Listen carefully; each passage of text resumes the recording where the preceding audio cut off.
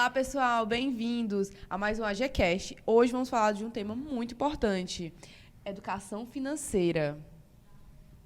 Isso mesmo, eu, Gustavo e a Lara Bianca, junto com a nossa convidada, vamos dar dicas do porquê é importante se educar financeiramente, não é, Lara? É isso mesmo. Educação financeira é um tema de bastante relevância e que deveria ser ensinado desde a infância. E por conta dessa carência, trouxemos a nossa convidada para nos ensinar a dar dicas de como agir e como se educar financeiramente. Exatamente, Lara Bianca. Hoje no mercado existem diversos cursos, gurus financeiros e até mesmo coaches que prometem ensinar métodos e fórmulas infalíveis de ganhar dinheiro. Todos sabemos que fórmula mágica é como um conto da carochinha, mas infelizmente muita gente ainda cai nesse papo. Isso mesmo, Gustavo. E para falar melhor sobre esse assunto e nos ensinar como devemos agir, trouxemos Mayra Regina, que é a fundadora da primeira Liga de Finanças e Mercado Financeiro da UFP e investidora desde os seus 17 anos. Mayra, conta pra gente o que despertou a sua paixão pelo mercado financeiro. Bom, primeiro, obrigada, gente. Parabéns pelo trabalho de vocês, parabéns por abordarem esse tema, que é um tema muito importante. Sempre tive muita vontade, sempre tive muito prazer em falar a respeito disso, né? Porque eu reconheço o quanto é importante, eu sei o impacto que fez na minha vida, o impacto que faz na vida de muita gente. Então, vou contar um pouco da minha história, né? Você falou que eu invisto desde os 17, mas, para contextualizar, eu tenho 25, né? Para as pessoas saberem quanto tempo, mais ou menos, que eu invisto. Mas, assim, só investir não é a única coisa que faz parte da minha história, né? Tipo, eu comecei lá na Federal, no curso de Direito, eu não gostava tanto do curso na época, né? E eu sentia que faltava alguma coisa. Eu gostava muito do ambiente da Federal, gostava muito do ambiente de ensino, de extensão, e era muito boa a minha imersão em pesquisa, era muito boa a imersão em ensino, não tenho nada para reclamar. Só que eu sentia falta desse tema em específico. Eu sentia falta da gente abordar, da gente falar mais sobre empreendedorismo, da gente falar mais de dinheiro com as pessoas, mas falar não como a Faria Lima, né? Para quem não sabe, Faria Lima é uma avenida muito importante de São Paulo que concentra boa parte do mercado financeiro no país, né? O grande coração financeiro do país. Mas o mercado financeiro, falar de dinheiro, falar sobre empreendedorismo, ele não está restrito a essa classe, não está restrito a esse pessoal. Na realidade, eu sempre acreditei que esse fosse o tema que devesse ser falado de forma mais ampla e de forma mais acessível para as pessoas. Então, tipo, quando eu comecei o projeto, eu me juntei com alguns amigos, né, que eu conheci na época, a maioria nem era tanto do meu curso, né? Tinha uma galera de economia, tinha uma galera de administração, tinha uma galera de computação. Então, a gente abordava sobre tudo, né? A gente tinha a nossa equipe de tecnologia, enfim, era bem legal. E eu sentia o cerne do projeto, a alma do projeto, era falar sobre isso, era falar sobre a educação financeira de uma forma fácil, de uma forma que não a gente criasse tanto termo. E, na época que a gente começou, a internet já estava fervendo disso, né? A gente pode falar disso um pouco mais adiante. Mas, quando a gente começou, a nossa principal motivação era essa. A gente vai falar sobre isso, mas a gente vai falar do jeito certo. A gente vai levar o que a gente acredita de verdade, sem ser essa baboseira que existe hoje na indústria de educação financeira. Hoje existe bastante bobagem, tem muita informação que precisa ser, de certa forma, filtrada para que as pessoas realmente tenham acesso àquilo que realmente importa. Então, essa foi a nossa principal motivação quando a gente fundou a Liga, quando eu fundei a Liga. E é minha motivação até hoje, né? Até hoje, quando eu falo sobre esse assunto, quando eu falo em trabalhar com isso, é sempre motivada com esse horizonte. Muito interessante, hein, Mayra? Agora eu quero saber, primeiramente, te agradecer por você ter aceitado o nosso convite. Sinta-se em casa e eu quero saber de você. Você conta pra gente qual o primeiro passo para ter uma boa saúde financeira. Tá.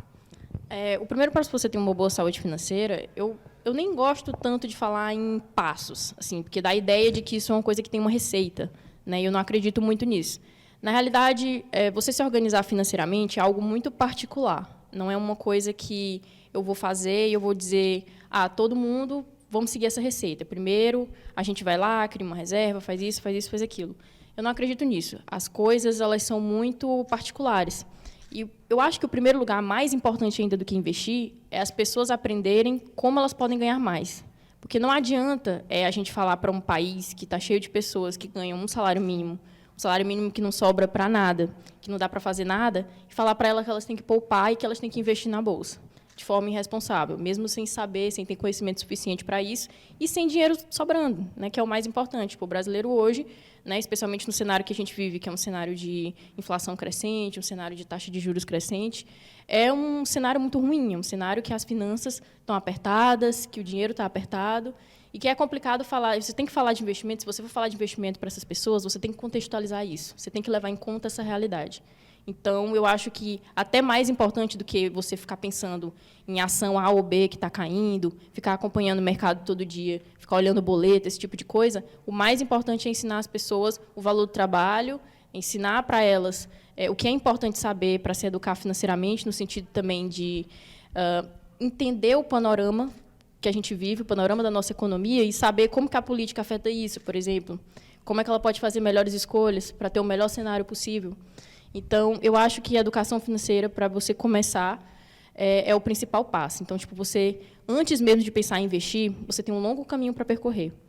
Você tem um caminho desde de se educar, e se educar como cidadão também, se educar para você e também como cidadão, até chegar no nível de investir, de você se preocupar com aquilo que você vai investir. E também criar o hábito de poupar. Então, eu acho que existe um caminho longo, existe um gap aí entre, vou começar a investir, e o caminho que você percorre até você realmente ter condições para isso. Eu não sou dessas que defende que você tem que investir por investir. Você tem um dinheiro sobrando? Investe. Calma. Eu acho que é uma coisa, você tem que buscar, sim, conhecimento, você tem que buscar, se possível, ajuda profissional. Então, eu acredito muito nisso, né? Eu acredito que essa é uma questão que tem que ser contextualizada dentro do nosso cenário. Sobre os famosos gurus da internet, qual a sua visão em relação às fórmulas mágicas, os cursos e tudo mais que envolve como você ficar rico e como você ganhar dinheiro rápido? Tá. Essa pergunta é muito boa, porque hoje eu me considero bastante crítica desse tipo dessa parte, digamos assim, da indústria. Eu chamo de indústria de educação financeira, porque hoje você tem uma explosão de pessoas querendo te ensinar como ficar rico, como você tem que fazer isso, como você tem que fazer aquilo. E, muitas vezes, quando não é uma proposta ilusória, uma coisa que vai te enganar, é uma coisa que não tem sentido nenhum, né? Você fala, vou separar aqui a carteira de ações, as ações recomendadas para o mês de maio.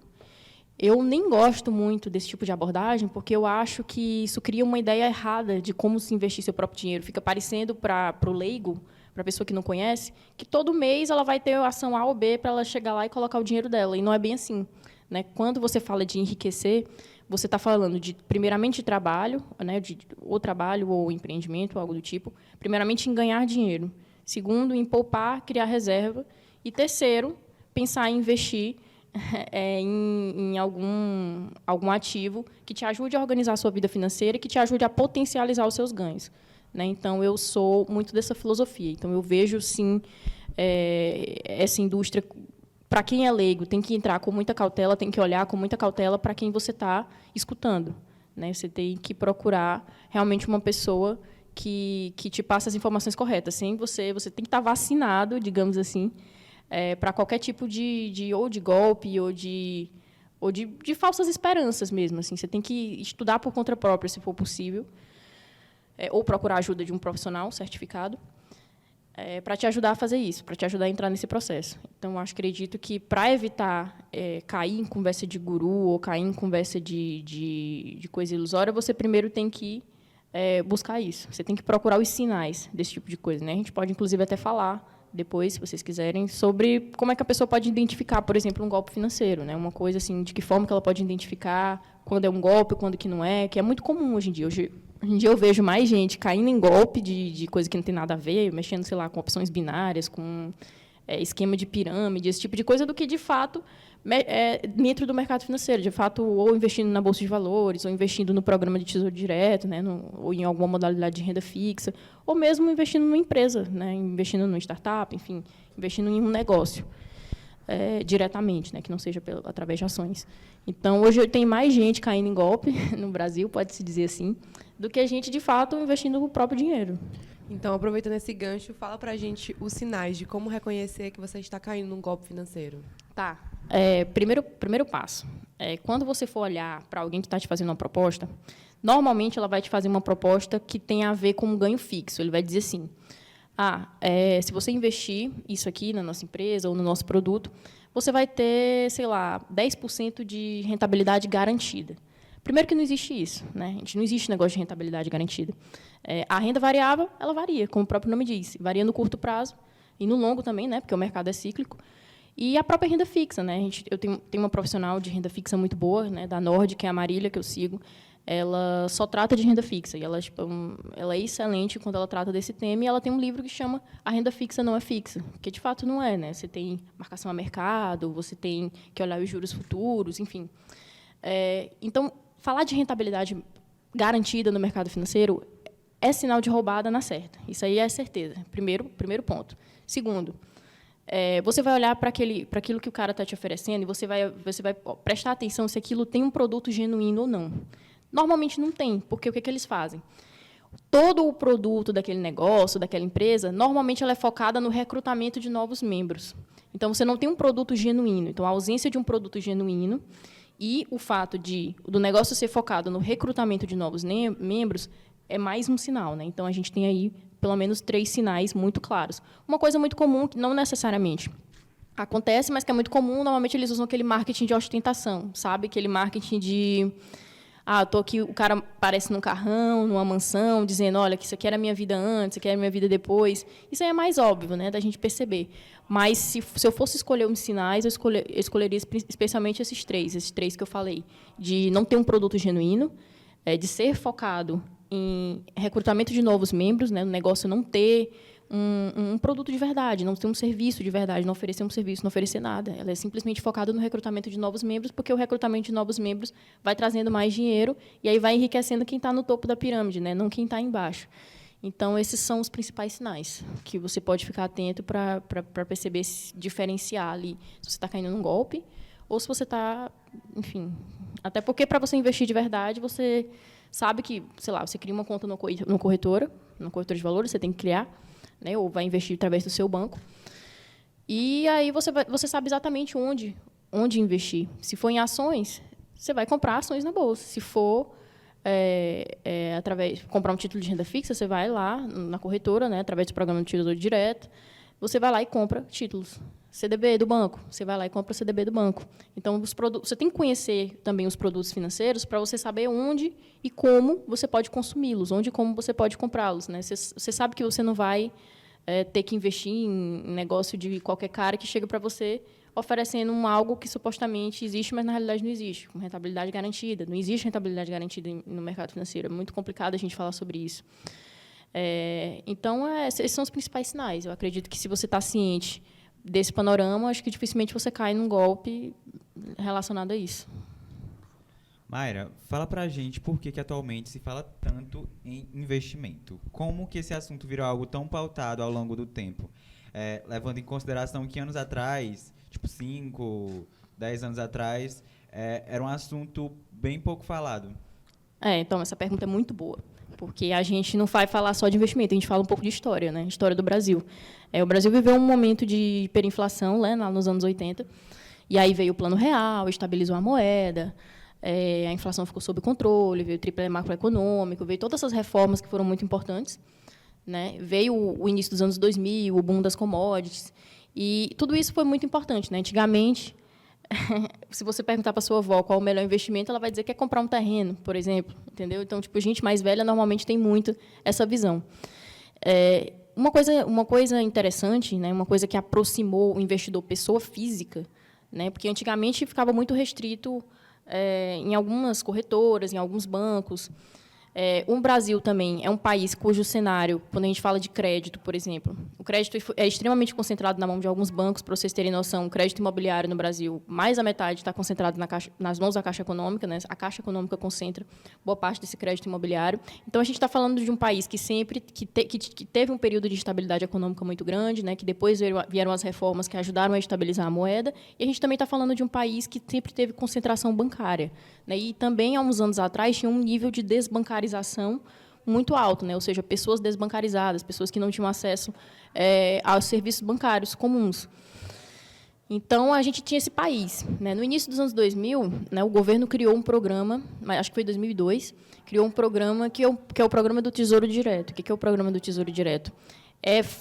possibilitar para que a pessoa física, né, não apenas jurídica ou institucional, pudesse comprar títulos do governo. Então, tipo, o governo, quando você compra títulos do governo, o raciocínio é mais ou menos esse. É como se você, quando eu compro um título público, é como se eu emprestasse dinheiro para o governo e o governo me pagasse esse dinheiro com juros, entendeu? Então, esse programa do Tesouro Direto, ele facilitou muito a entrada da pessoa física, a aproximação da pessoa física nesse universo. Então, foi quando a pessoa física ganhou a possibilidade de investir, de comprar títulos, por exemplo. Então, se a gente pegar esses fatores, são alguns fatores que contribuem, direto ou indiretamente, para aumentar o acesso, aumentar a acessibilidade das pessoas físicas a produtos financeiros. Né? E, mais recentemente, a Bolsa foi batendo recordes de mais CPFs, ou seja, mais pessoas físicas entrando na Bolsa. E uma coisa tem relação com a outra. Né? Se você prestar atenção, esse boom de conhecimento, esse boom de canais de YouTube, de contas, falando sobre investimentos, eles não são à toa também. Né? O Brasil estava num período, ali em meados do governo da Dilma, os juros estavam muito altos, naquela instabilidade, né? Naquela coisa, aquela loucura lá de impeachment e tudo mais. Então, o juros estava altíssimo. E depois os juros começaram a cair. Quando os juros começaram a cair, os produtos de renda fixa eles ficaram menos atrativos, porque os juros estavam menores. Né? Embora os juros reais no Brasil sempre foram altos, né? Até nos nossos momentos em que eles foram mais baixos, eles, comparado ao resto do mundo, ainda estava meio alto, mas se desestimulou um pouco. E aí o crédito também aumentou no mercado, tudo influencia, uma coisa influencia a outra. E aí as pessoas começaram a buscar uma rentabilidade maior. Né? Quem tinha um dinheiro a mais, um dinheiro para poupar, um dinheiro a mais sobrando, procurou uma rentabilidade maior. E onde é que elas foram procurar uma rentabilidade maior? Na Bolsa, né? Com ações, comprando ações e outros produtos financeiros de renda variável. Então, eu acredito que o caminho, né, um dos principais fatores, percorre esse caminho aqui que eu tentei resumir, esse caminho histórico pelo qual o Brasil passou. Você investe desde os 17 anos. Qual conselho você dá para quem quer começar a investir e como começar a investir? Tá bom. Logicamente, quando eu comecei a investir aos meus 17 anos para cá, muita coisa mudou, né? Muita coisa mesmo. Não só no cenário do país, mas na minha vida. Então, é lógico que eu tenho uma cabeça diferente de quando eu comecei. E o que eu posso passar assim, de ideia para quem está começando e tudo mais é, primeiro, se informar, buscar informação. Mas não só informação solta. Eu não perderia tempo lendo noticiário todo dia, de tudo, acompanhando esse tipo de coisa o tempo todo, sabe? Porque o que é fundamental? Fundamental é, primeiro, você ter uma renda, né? E a partir da renda que você tem, do dinheiro sobrando que você tem, você vai pensar, o que eu vou fazer com esse dinheiro? Eu vou empreender? Não vou empreender. Talvez eu não queira montar um negócio agora. Então, eu vou querer me organizar, vou montar uma reserva com esse dinheiro. Primeiro passo, montar uma reserva. Eu defendo bastante isso. Mas depende muito do perfil de cada um. Né? Às vezes, você é muito novo, você está na casa dos seus pais, aí você acha que você não precisa de uma reserva e você já começa a montar uma carteira ali de investimentos para tentar ter uma rentabilidade maior, né? Enquanto você é jovem, tentar conseguir um dinheiro a mais, né? Pensando no longo prazo, montar uma boa carteira de ações. E tem gente que defende isso, né? Tem gente que não necessariamente vai montar uma reserva lá em renda fixa e aí vai montar uma carteira de ações pensando em longo prazo. Não, às vezes a pessoa monta uma carteira de ações pensando em longo prazo e ela consegue ter resultados muito bons, né? Em 5, 10 anos, que ajuda muito. Então, eu acredito que, para quem está começando, em primeiro lugar, buscar conhecimento real, estude. Quem tem 17 anos, normalmente não está ainda... Tem um nível, tem menos responsabilidade do que quem tem 25, quem tem 26, 27, 30, 40, entendeu? Então, se você tem menos responsabilidade, aproveita para investir muito no seu conhecimento. O melhor investimento que você faz agora, aos 17 anos, é em você, no seu conhecimento, na sua evolução. Se você gosta de mercado financeiro, estudar, né? Estudar com humildade, estudar com bastante organização, estudar os produtos financeiros disponíveis, estudar sobre o sistema financeiro, porque não é só isso, você precisa entender diversas questões relacionadas à macroeconomia, entender um pouco de economia básica. Então, invista em você. Invista nesse conhecimento básico que vai te dar uma base para que você se torne um investidor melhor no futuro, né? E um profissional melhor também, independente da área que você escolha. Então, o investimento, se eu pudesse me dar, eu mesmo, o meu próprio conselho, não que eu não tenha feito isso, eu fiz bastante, né? Faço até hoje. Mas, se eu pudesse eu mesma falar para mim, eu falava, invista em você, invista especialmente no seu conhecimento, E não se preocupe tanto com a ação A, ação B, se você vai montar uma carteira assim, assado. Né? Se preocupe em se preparar, né? Estudar uma língua estrangeira, buscar conhecimento lá fora, porque o Brasil é um mercado relativamente, não vou nem dizer recente, mas é um mercado emergente. Né? Então, se você pegar mercados mais desenvolvidos, você vai ter um conteúdo absurdo. Né? Então, não vou nem dizer em inglês, a quantidade de livro que tem em inglês falando sobre investimentos, a quantidade de conteúdo que você vai consumir falando uma língua estrangeira. Então, eu diria, aos 17 anos, invista em você, invista no seu conhecimento o máximo que você puder. E não se preocupar tanto com se a ação A ou B está caindo, porque, no curto prazo, as variações acontecem mesmo. Mas essa volatilidade de curto prazo ela não é fundamental para quem está investindo pensando lá na frente. Né? Então, quem está investindo pensando lá na frente vai continuar investindo, vai olhar para os fundamentos, né? Vai olhar para aquela empresa, vai analisar os fundamentos dela.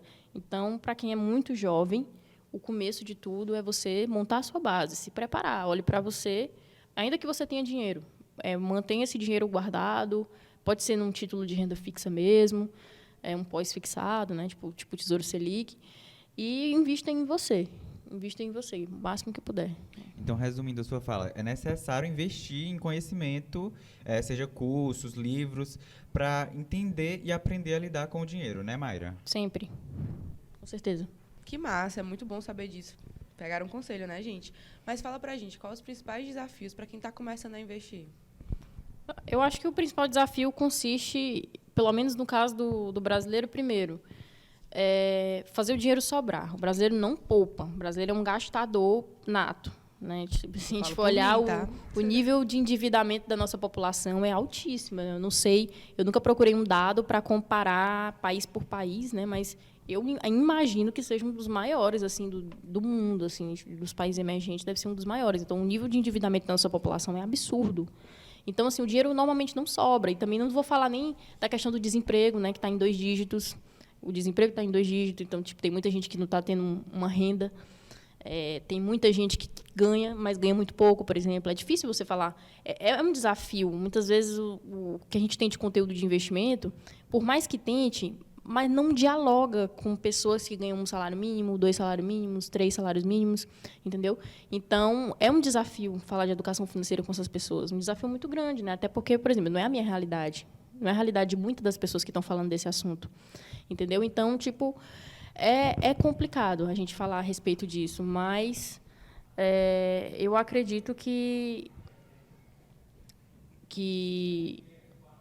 sim, assim, seja possível fazer isso, mas eu acho que o principal desafio para quem está começando, né, falando de Brasil, é justamente esse. Primeiro, poupar, ter o hábito de poupar. Muitos não têm. Segundo, ganhar mais. E muitas vezes o brasileiro, além de ganhar pouco, ele não conhece o caminho para ganhar mais, porque não foi dado isso a ele muitas vezes, entendeu? Não tem, eu não vou nem dizer que não tem, né? Porque lógico que tem muita informação, mas assim não é tão simples quanto as pessoas imaginam, né? Falta muito, falta oportunidade, falta muita coisa. Então eu imagino que o maior desafio, falando de Brasil, seja esse: aprender a poupar e aprender a ganhar mais, que são as duas coisas que são fundamentais para você realmente pensar em investir. Você tem que ganhar mais dinheiro, porque o que enriquece é o trabalho, é o negócio, e eu bato sempre nessa tecla. Então, você precisa... O principal desafio é esse, aprender a ganhar mais e aprender como poupar, como gerenciar esse dinheiro, como fazer ele render. Eu não sei vocês, mas eu estou pegando todas as dicas, porque eu sou a maior compradora desse Brasil. A Nubank chora, né? A Nubank chora, tá, gente? E aí, conta pra gente, investir sozinho ou começar com sócio? Com sócio, como assim? Na realidade, na realidade, quando a gente fala em investir, normalmente pessoa física, você investe sozinho, né, no seu CPF. Mas sozinho, assim, se você não sabe de nada, não tem como você investir sozinho. Você tem que buscar a ajuda de um profissional, é o recomendado. No caso, né? Eu não vou dizer... a pessoa procura uma corretora? Sim, não. Primeiro passo. Se você quer investir, você só tem como investir se você abrir uma conta numa corretora, né? Em alguns bancos também você consegue, se você tem conta no banco, mas normalmente as taxas do banco são maiores, né? Então você vai lá, você abre uma conta numa corretora, né? Numa boa corretora, e tecnicamente você está lá com sua conta aberta, você pode comprar, você pode abrir o home broker, você pode comprar uma ação de uma empresa se você quiser, só você transferir dinheiro para a corretora. Qual que é o grande ponto? É que não dá para também ser irresponsável e dizer assim, pegue e invista seu dinheiro sem a pessoa saber como. Entendeu? Muita gente não sabe como. A pessoa fala, tá, eu quero investir, mas como é que eu vou fazer? Como é que eu aprendo isso? Eu invisto em quê? Eu compro o quê? Eu compro Petrobras? Eu compro Azul? Eu compro ações? Como é que eu compro ações dos Estados Unidos?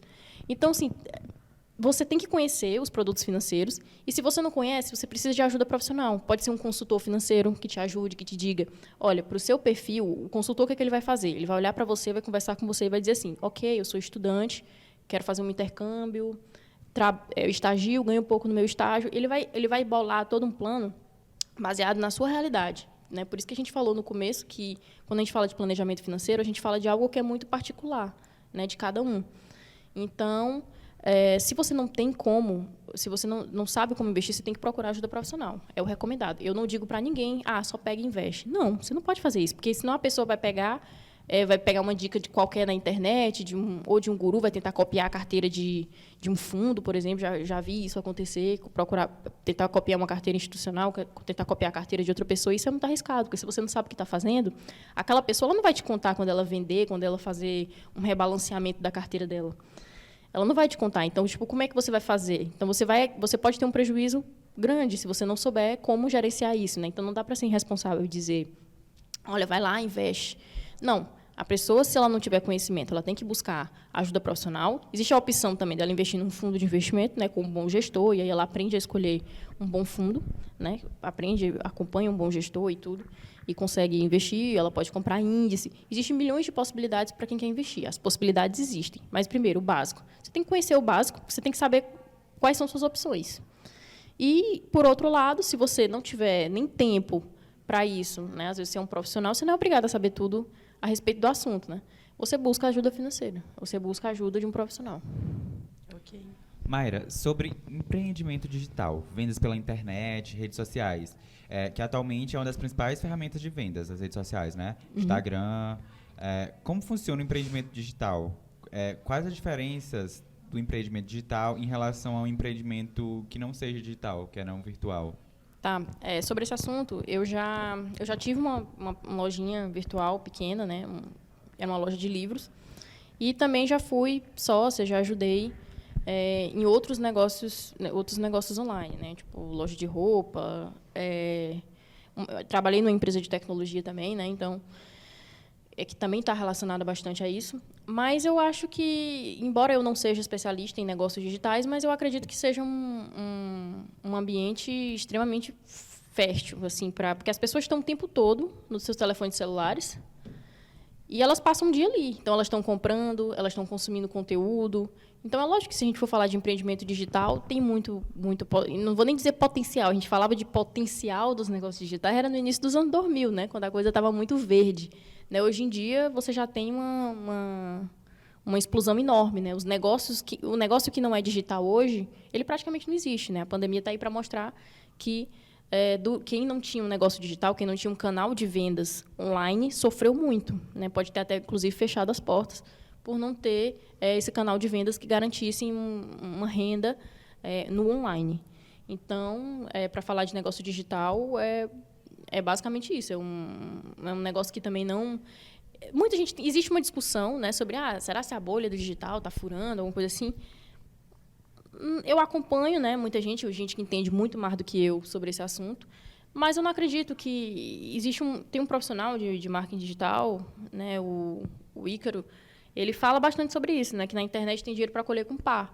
E eu acredito que seja assim. Eu também sou adepta dessa... É uma pessoa que entende mais do que eu sobre negócio digital, sobre marketing digital e tudo. E eu sou bastante adepta dessa visão, né? De tudo que eu já acompanhei, de tudo que eu já li sobre o assunto. Então tem espaço para todo mundo. Não, com certeza. Lógico. Com certeza. Independente Espaço de onde você mora. É literalmente assim, é uma coisa da internet mesmo, né? Por exemplo... Quando a gente falava de mercado financeiro alguns anos atrás no Brasil, a gente falava basicamente da Faria Lima. Né? Não que isso tenha mudado radicalmente, mas mudou muito.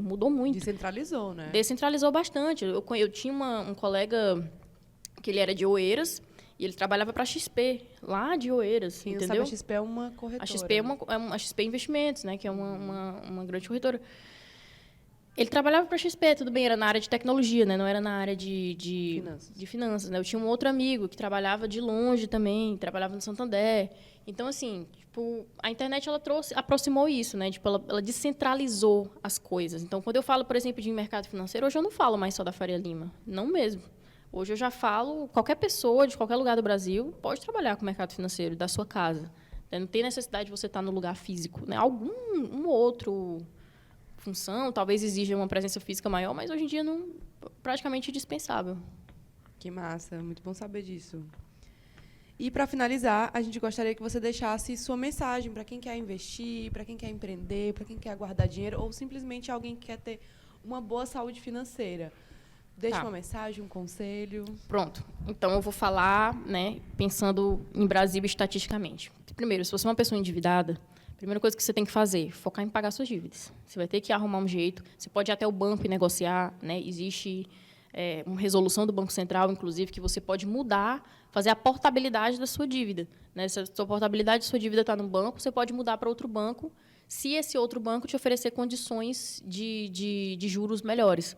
Então, existe uma resolução do Banco Central. Você pode chegar para o seu gerente e dizer, olha, quero fazer a portabilidade da minha dívida para um outro banco. Se você souber que esse banco, se você já tiver entrado em contato, souber que esse banco vai te oferecer condições melhores para você pagar essa dívida, né? Então, primeiro, foque em pagar a dívida.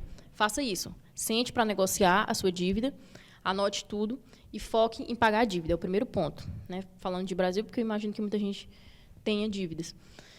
Segundo ponto, se você for uma pessoa muito jovem, invista em você, invista no seu conhecimento, invista na sua base, invista enquanto você tem tempo para estudar muito, enquanto você tem tempo para consumir o máximo de conteúdo que você puder. Se informe bastante, estude, evolua sempre. Mas isso independente da idade. Você pode fazer isso com qualquer idade que você tiver. É lógico que eu estou dizendo que uma pessoa mais jovem é porque ela tem mais tempo do que o resto das pessoas que trabalham e estudam ao mesmo tempo, ou fazem só uma coisa ou outra. Então, primeiro esses dois grandes grupos, dos endividados, para você focar em pagar suas dívidas. Quando você pagar suas dívidas, foque em ganhar mais. Procure formas de você ganhar mais dinheiro. Não é fácil, não é simples, mas existem muitas possibilidades. Então, foque na tentativa de ganhar mais, saiba como escalar os seus ganhos. E aí você vai pensar em organização financeira, porque você vai ter dinheiro sobrando, você vai ter dinheiro para poupar e esse dinheiro que você vai usar, seja para fazer uma reserva para você, seja montar o seu pé de meia, enfim, reserva de emergência, essas coisas, seja para montar uma carteira bacana, mesmo ali pensando, por exemplo, em dividendos ou pensando em renda passiva, enfim, o que você quiser. Mas você vai pensar em organização financeira e investimentos quando você já tiver outras coisas resolvidas, dentre eles dívidas, para quem é mais jovem, formar sua base o máximo que você puder. E quem está precisando, não tem dinheiro sobrando, poder ganhar mais. Procurar um negócio que ganhe melhor ou procurar um trabalho que ganhe melhor. Eu sei que não é tão simples fazer isso, mas é perfeitamente possível. Muito obrigada. Nosso papo muito interessante, né, Bianca? É isso mesmo. Mas, infelizmente, está chegando ao fim. Então é isso. Estamos finalizando aqui mais um episódio do AGCast que apresentamos com excelentes conteúdos para você. Obrigado, Mayra. Eu que agradeço. Por esse bate-papo descontraído e cheio de informação. Estamos sob orientações do nosso corpo docente, professor responsável, Thiago Melo. Produção de Bianca Marinho, Gustavo Brito, Ana Luísa e edição de Bernardo Silva. Estamos presentes também nas plataformas digitais. Nos acompanhe através das redes sociais, @agcomestácio, THE. Muito Até a obrigada, próxima, gente. Até a próxima. Obrigado. Beijo.